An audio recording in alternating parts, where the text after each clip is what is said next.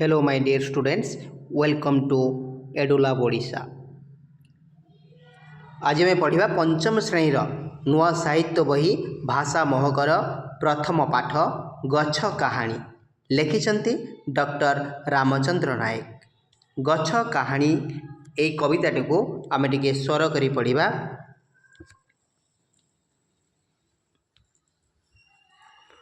नरम गलारे गछटी कहई शुण रे भौणी भाई, फल खाइबाकू बलाइछ मन आपत्ति मोहर नाही। टाणी नेउअछ डालकू मोहर सोचना करी तिले, जानी पारिबनी पराण मोहर दुखरे किपरि जले।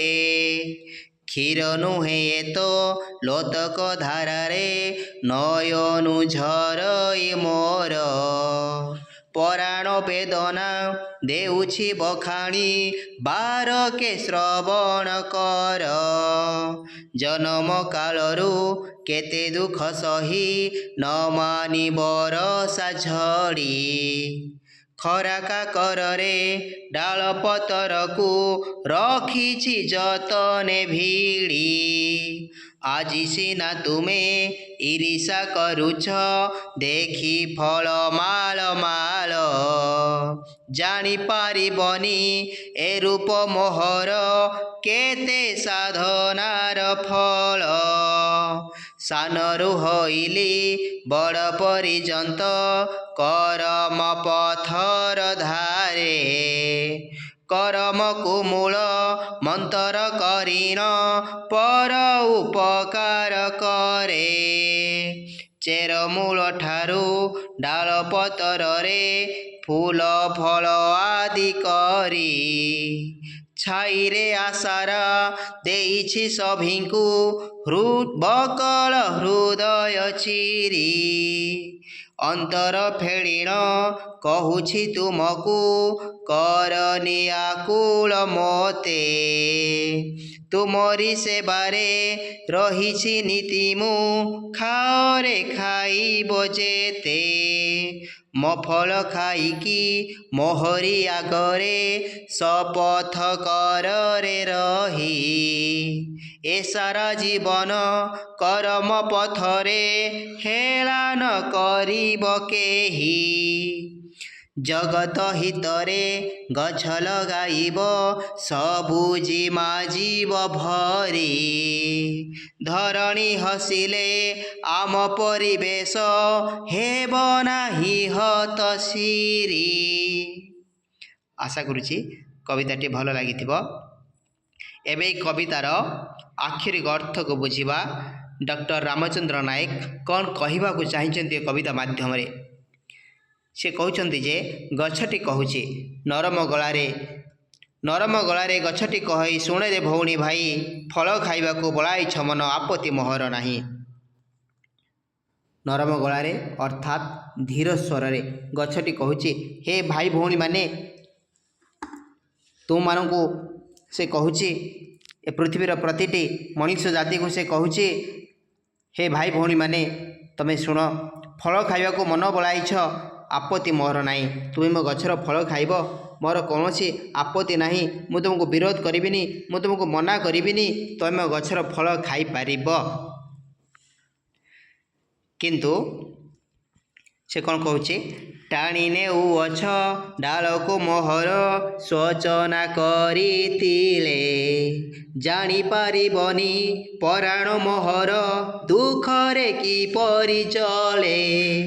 तमे टाणी नौछ मो डाल को, आम सब कौन करूँ गाई को छेली को एम सब कहवाई गछर डाल को टाणी आणुचु भांगी दौचु।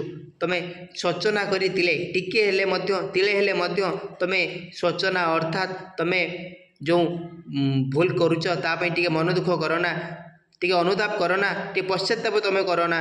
तमे सेमिति मो डाल को टाणी आणुच, जानी पारिबनी पराण मोहर दुखरे किपरि जले। आ से समय मोर प्राण केते दुखरे केते कष्टरे जले, तमे से कथा बुझी पारिबनी, तमे से कथा जानी पारिबनी। क्षीर नुहे तो लोतक धारारे नयनु झरई मोर, ପରାଣ ବେଦନା ଦେଉଛି ବଖାଣି ବାରକେ ଶ୍ରବଣ କର। କ୍ଷୀର ନୁହେଁ ତ ଲୋତକ ଧାରାରେ, ଇଏ ହେଉଛି କ୍ଷୀର ନୁହଁ। ଯେତେବେଳେ ଆମେ ଗଛର ଡାଳକୁ ଭାଙ୍ଗି ଆଣୁଛୁ ଗଛରୁ କ୍ଷୀର ଝରେ, ପତ୍ରକୁ ଯେତେବେଳେ ଭାଙ୍ଗି ଆଣୁଛୁ ଗଛରୁ କ୍ଷୀର ଝରେ, ଇଏ ହେଉଛି କ୍ଷୀର ନୁହଁ। ଇଏ ହେଉଛି କ'ଣ ନା ଇଏ ହେଉଛି ଲୋତକ ଧାରା। ଲୋତକ ମାନେ କ'ଣ? ଆଖିର ଲୁହ। କେଉଁଠୁ ଝରୁଛି? ନୟନୁ। ନୟନୁ ମାନେ ଆଖି, ଆଖିରୁ ମୋର ଝରୁଛି। ପରାଣ ବେଦନା ଦେଉଛି ବଖାଣି ବାରକେ ଶ୍ରବଣ କର। ପ୍ରାଣର କଷ୍ଟକୁ ମୁଁ ତମ ଆଗରେ ବଖାଣି ଦେଉଛି, କହିଦେଉଛି। ବାରକେ ଅର୍ଥାତ୍ ଥରେ ଶୁଣ। ଜନମ କାଳରୁ କେତେ ଦୁଃଖ ସହି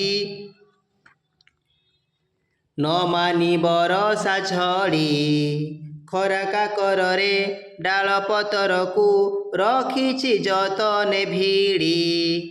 ଜନ୍ମ କାଳରେ ଅର୍ଥାତ୍ ଯେତେବେଳୁ ମୁଁ ଜନ୍ମ ହେଇଛି, ଯେତେବେଳେ ମଞ୍ଜିରୁ ମୁଁ ଗଛଟିଏ ହେଇଛି, ଦୁଇଟି ପତ୍ର ହେଇ ବଡ଼ ଗଛଟିଏ ହେଲି, ସେତେବେଳରୁ ମୁଁ ଦୁଃଖ କଷ୍ଟ ସହି ଆସିଛି। ବରଷା ଝଡ଼ିକୁ ସହି ଆସିଛି। ମୁଁ ସେଗୁଡ଼ିକୁ କିଛି ଖାତିର କରିନି। ମୁଁ ଡରି ଯାଇନାହିଁ, ମୁଁ ପଛେଇ ଯାଇନାହିଁ, ମୁଁ ମୋ କର୍ତ୍ତବ୍ୟରୁ କେବେ ଓହରି ଯାଇନାହିଁ। ମୁଁ ଖରା କାକରରେ ଡାଳ ପତ୍ରକୁ ଯତ୍ନରେ ମୁଁ ଭିଡ଼ିକି ରଖିଛି। ତାପରେ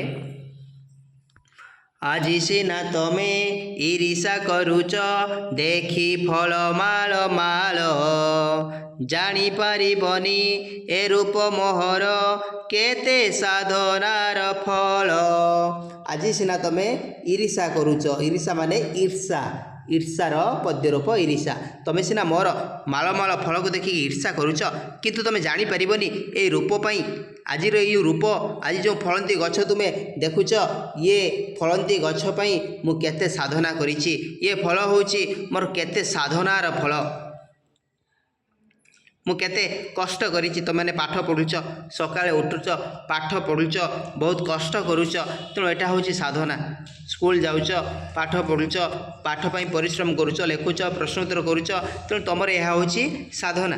ତୁମ ବାପା ବାହାରେ କାମ କରୁଛନ୍ତି କି କେଉଁଠି ଅଫିସରେ କାମ କରୁଛନ୍ତି, ତ ସିଏ ମଧ୍ୟ ଏଠି ସାଧନା କରୁଛନ୍ତି, ତାଙ୍କ କାର୍ଯ୍ୟ ସେ କରୁଛନ୍ତି, ତାକୁ ଆମେ ସାଧନା କହିବା। ଠିକ୍ ସେଭଳି ଭାବରେ ଗଛ ମଧ୍ୟ ଅନେକ କଷ୍ଟ ସହିଛି, ଅନେକ କାର୍ଯ୍ୟ କରିଛି, ତେଣୁ ତାହା ହେଉଛି ତା'ର ସାଧନାର ଫଳ। ସାନରୁ ହଇଲି ବଡ଼ ପର୍ଯ୍ୟନ୍ତ କରମ ପଥର ଧାରେ, କରମକୁ ମୂଳ ମନ୍ତର କରିନ ପର ଉପକାର କରେ। ସାନରୁ ହଇଲି ବଡ଼ ପର୍ଯ୍ୟନ୍ତ ମାନେ ବଡ଼ ପର୍ଯ୍ୟନ୍ତ, ସାନରୁ ବଡ଼ ପର୍ଯ୍ୟନ୍ତ କର୍ମ ପଥ ଧାରରେ ମୁଁ ଚାଲିଛି। କର୍ମକୁ ମୂଳ ମନ୍ତ୍ର କରିଛି, ମନ୍ତର କରିନ ମନ୍ତ୍ର କରିଛି ମୁଁ ପର ଉପକାର କରୁଛି। ତେଣୁ ମୋର କର୍ମ ହେଉଛି ପର ଉପକାର କରିବା। ମୁଁ ଦୁଃଖ କଷ୍ଟ ସହିକି ମଧ୍ୟ କେବେ ମୋର କର୍ମରୁ ମୁଁ ଓହରି ଯାଇନାହିଁ। ମୁଁ ଲୋକମାନଙ୍କୁ ଡାଳ ଦେଉଛି, ପତ୍ର ଦେଉଛି, ଜାଳେଣୀ ଦେଉଛି, ଖାଦ୍ୟ ଦେଉଛି, ଶ୍ୱାସକ୍ରିୟା କରିବା ପାଇଁ ଅମ୍ଳଜାନ ଦେଉଛି, ଗଛର ଛାଇ ଦେଉଛି। ମୁଁ ମୋର କର୍ମ ପଥରେ ସବୁବେଳେ ଚାଲିଛି। ମୋ କର୍ମକୁ ମୁଁ ମନ୍ତ୍ର କରି ଚାଲିଛି, ପର ଉପକାର କରୁଛି। ଚେରମୂଳ ଠାରୁ ଡାଳ ପତରରେ ଫୁଲ ଫଳ ଆଦି କରି, ଛାଇରେ ଆସରା ଦେଇଛି ସଭିଙ୍କୁ ବକଳ ହୃଦୟ ଚିରି।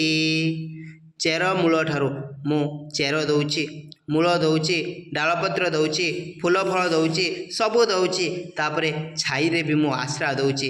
ବାଟୋଇ ଯେତେବେଳେ ଖରାବେଳେ ରାସ୍ତାରେ ଚାଲି ଚାଲି ଯାଉଛି, ଥକି ଯାଉଛି, ସେତେବେଳେ ମୋ ଛାଇରେ ଟିକେ ସେ ଆଶ୍ରୟ ନେଉଛି। ମୋର ବକଳ ହୃଦୟ ଚିରିକି ମୁଁ ସମସ୍ତଙ୍କୁ ଏଗୁଡ଼ିକ ଦେଇଛି। ଅନ୍ତର ଫେଡ଼ିଣ କହୁଛି ତୁମକୁ କରନି ଆକୁଳ ମୋତେ, ତୁମରି ସେବାରେ ରହିଛି ନୀତି ମୁଁ ଖାଅରେ ଖାଇବ ଯେତେ। ଅନ୍ତର ଫେଡ଼ିଣ ଅର୍ଥାତ୍ ମୋ ଅନ୍ତର ଖୋଲି ମୁଁ ତୁମକୁ କହୁଛି କରନି ଆକୁଳ ମୋତେ, ଅର୍ଥାତ୍ ତୁମେ ମୋତେ ଅସ୍ଥିର କର ନାହିଁ। ମୁଁ ତୁମରି ସେବାରେ ରହିଛି ନୀତି, ସବୁଦିନ ପାଇଁ ମୁଁ ତୁମର ସେବାରେ ରହିଛି। ମୁଁ ତୁମ ସେବା ହିଁ କରିବି। ଖାଅରେ ଖାଇବ ଯେତେ, ତୁମେ ଯେତେ ଫଳ ଖାଇବ ଖାଅ, କିନ୍ତୁ ମୋତେ ତୁମେ କଷ୍ଟ ଦିଅନି, ମୋତେ ତୁମେ ଅସ୍ଥିର କରନି, ମୋତେ ତୁମେ ବ୍ୟାକୁଳ କରନି, ମୋତେ ତୁମେ ଦୁଃଖ ଦିଅ ନାହିଁ।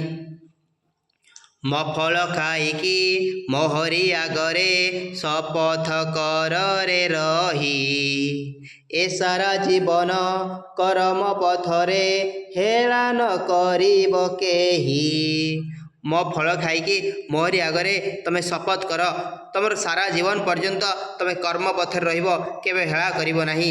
ତୁମର କର୍ମ ଏବେ ପାଠ ପଢ଼ିବା, ତୁମର କର୍ମ ଏବେ ପାଠ ପଢ଼ିବା। ତେଣୁ ଯେତେ ପରିସ୍ଥିତି ଆସିଲେ ବି ତୁମେ ପାଠ ପଢ଼ା ଛାଡ଼ିବ ନାହିଁ। ତୁମର କର୍ମ ବଡ଼ମାନଙ୍କୁ ଭକ୍ତି ଦେଖାଇବା, ବାପା ମାଆଙ୍କୁ ଟିକେ ସୁବିଧା ଅସୁବିଧାରେ ସାହାଯ୍ୟ କରିବା, ତାଙ୍କ କଥା ଟିକେ ଶୁଣିବା। ତେଣୁ ତୁମର ଏଇଟା ହେଉଛି କର୍ମ। ଭବିଷ୍ୟତରେ ସେ ବାପା ମାଆଙ୍କୁ କେବେ ହତାଦର କରିବନି, ଏଇଟା ହେଉଛି ତୁମର କର୍ମ। ତେଣୁ ଏଇ କର୍ମ ପଥରେ ତୁମେ କେବେ ଅବହେଳା କରିବ ନାହିଁ। ସମସ୍ତଙ୍କୁ ଦୟା, କ୍ଷମା, ସ୍ନେହ ଏଗୁଡ଼ାକ ଆମେ ଦେଇକି ରଖିବା। ତେଣୁ ମୋ ଫଳ ଖାଇକି ମୋରି ଆଗରେ ତୁମେ ଶପଥ କର, ଏ ସାରା ଜୀବନ ତୁମେ କର୍ମ ପଥରେ ରହିବ, କେବେ ଅବହେଳା କରିବନି। ଯେପରି ମୁଁ ଏତେ ଦୁଃଖ କଷ୍ଟ ସହିକି ମଧ୍ୟ ମୋ କର୍ମ ପଥରୁ ମୁଁ କେବେ ଓହରି ଯାଇନାହିଁ। ଜଗତ ହିତରେ ଗଛ ଲଗାଇବ, ସବୁ ଜିମା ଯିବ ଭରି। ଧରଣୀ ହସିଲେ ଆମ ପରିବେଶ ହେବ ନାହିଁ ହତଶିରି। ତେଣୁ ଏଇ ଜଗତ ହିତରେ ଗଛ ଲଗାଇବ। ତେଣୁ ଯେଉଁ ଗଛ ଲଗାଇବ ସେ ଗଛ କ'ଣ କରିବ ନା ଜଗତର ହିତ ସାଧନ କରିବ। ଜଗତକୁ ଅମ୍ଳଜାନ ଦେବ, ଫଳ ଦେବ, ଫୁଲ ଦେବ, ପତ୍ର ଦେବ, ମୂଳ ଦେବ, ବକଳ ଦେବ, ଛାଇ ଦେବ। ଆଉ ଇଏ ଚାରିଆଡ଼େ ସବୁଜିମା ଭରିଯିବ। ଆଉ ଯଦି ଆମର ଧରଣୀ ହସିବ, ପୃଥିବୀ ହସିବ, ବସୁନ୍ଧରା ହସିବ, ତେବେ ଆମ ପରିବେଶ ମଧ୍ୟ ହତଶିରି ହେବ ନାହିଁ। ହତଶିରି ଅର୍ଥାତ୍ ନଷ୍ଟ ହେବ ନାହିଁ ସୌନ୍ଦର୍ଯ୍ୟ। ଶ୍ରୀର ଅର୍ଥ ସୌନ୍ଦର୍ଯ୍ୟ, ହତ ମାନେ ନଷ୍ଟ ହେବା। ତେଣୁ ଆମର ପରିବେଶର ସୌନ୍ଦର୍ଯ୍ୟ ନଷ୍ଟ ହେବ ନାହିଁ। ଆଶା କରୁଛି କବିତାଟି ବୁଝିବା ହେଇଥିବ। ଆଉ କେମିତି ଲାଗିଲା କମେଣ୍ଟ ମାଧ୍ୟମରେ ମତାମତ ଦେବ। ଆଉ ଯେଉଁମାନେ ନୂଆ ଆସୁଛି ଚ୍ୟାନେଲକୁ ତୁମେ ସବସ୍କ୍ରାଇବ୍ କରିନେବ, ଆଉ ପାଖରେ ଥିବା ବେଲ୍ ଆଇକନ୍କୁ ଦବାଇ ଦେବ, ଯାହାଫଳରେ ଅପଡ଼େଟ୍ ହେଉଥିବା ପ୍ରତିଟି ଭିଡ଼ିଓର ନୋଟିଫିକେସନ୍ ତୁମ ପାଖରେ ପହଞ୍ଚି ପାରିବ। ଆଉ ସାଙ୍ଗସାଥିମାନଙ୍କୁ ଟିକେ ସେୟାର କରିଦେବ। ରହିଲି, ଜୟ ଜଗନ୍ନାଥ।